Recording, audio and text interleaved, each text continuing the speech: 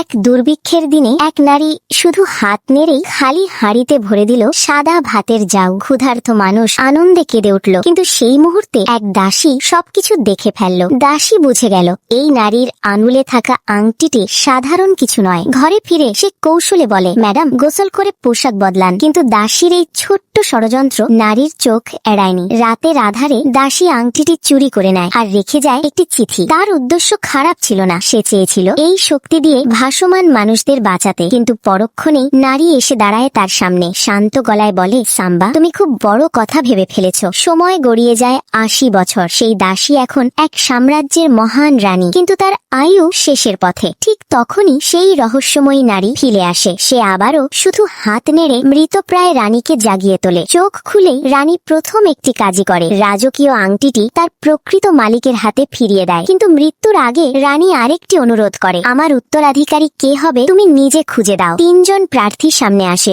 নারী এক নজরেই বুঝে যায় ৩ জনই ক্ষমতার লোভে অন্ধ। তবুও সে সম্মত হয়। রানী আদেশ দেন, তোমরা সবাই হাঁটু গেড়ে বসো। যেই সিংহাসনে বসুক সে আজীবন এই মহিলাকে সেবা করবে। তার আদেশই হবে তোমাদের জীবন মরণ। এখন প্রশ্ন, সে কি দেবী নাকি সময়ের বাইরে থাকা কোনো সত্তা? আর এই আংটির শক্তি বা আসলে কি?